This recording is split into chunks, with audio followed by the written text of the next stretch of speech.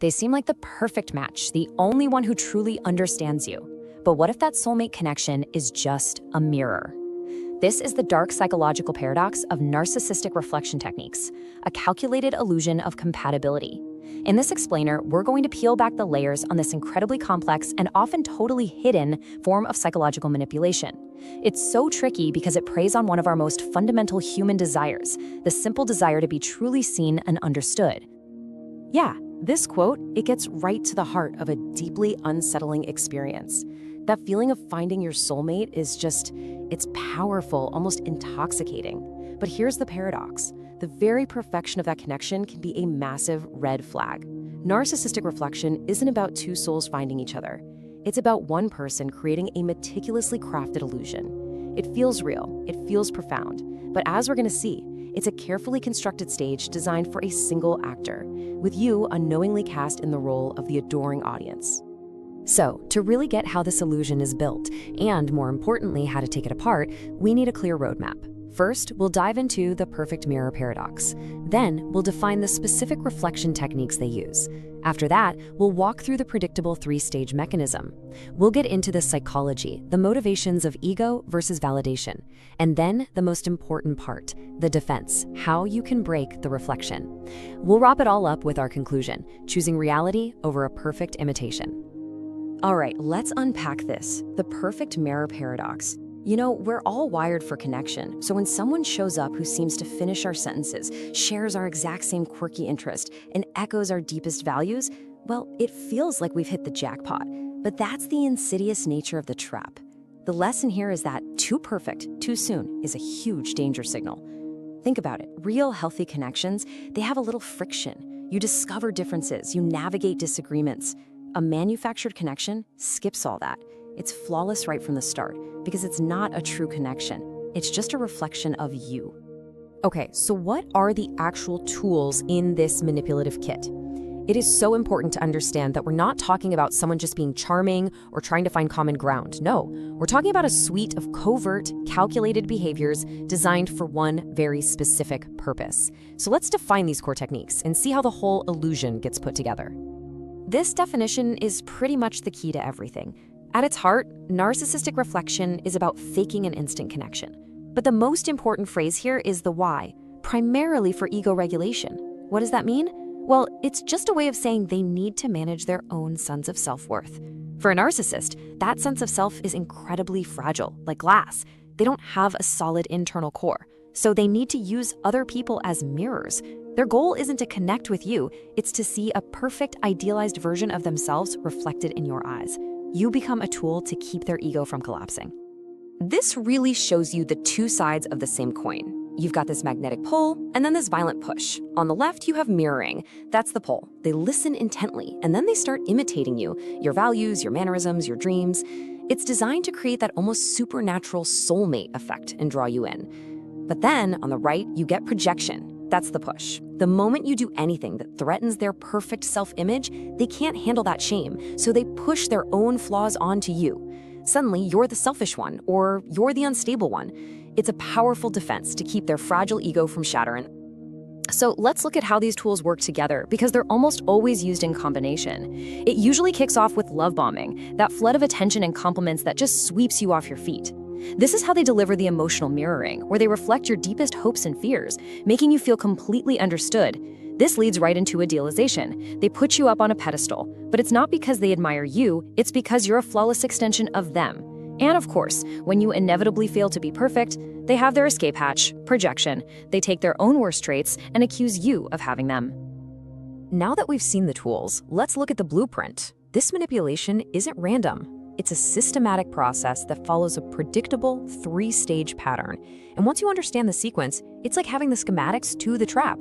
It's the key to seeing it before the walls close in. So as you can see, it happens in three pretty clear stages. It starts with step 1, image creation, where that perfect mirror is built. This feels so powerful that it leads straight to step 2, identity fusion, where the lines between you and them start to blur. And that, unfortunately, descends into step 3, displacement, where that once beautiful mirror is used to project some really ugly stuff back at you. Let's break down what's happening psychologically at each stage. Stage 1. Image creation. This is where the trap is laid, and it's a masterclass in exploiting our own biology. See, our brains are hardwired with something called the mirror neuron system. These are the cells that let us feel empathy. When you see someone smile, your mirror neurons fire, and you feel a little bit of their joy. It's how we connect. Well, the narcissist learns to hijack this system. Through intense mirroring, they intentionally overactivate your mirror neurons, creating this powerful subconscious feeling of safety and connection. It feels like magic, but it's really a calculated neurological hack. Because that initial connection feels so real, it bypasses all your normal defenses. And that leads directly to stage 2, identity fusion. You open up, you share secrets you wouldn't normally share. You grant a level of trust that should take months or years to build. But here's the crucial part. The narcissist isn't receiving this to build a relationship. They are absorbing it. Your identity, your accomplishments, your good qualities, it all becomes fuel for their fragile ego. This is called ego fusion. You stop being a separate person and become a prop used to make them feel whole. And that leads, inevitably, to stage 3, displacement. The mirror will always eventually crack. You're human. You'll have a different opinion, or you'll just need some space. To the narcissist, this is a profound betrayal. It shatters the fantasy. But instead of dealing with reality, their defenses kick in. They take all their own insecurities, their own shame, and they project it right onto you. And here's the really dark twist. Your confusion, your hurt, your desperate attempts to defend yourself, that becomes their new source of narcissistic supply. Your distress proves to them that they're still in control. So we've broken down the how, the tools, and the 3 stages.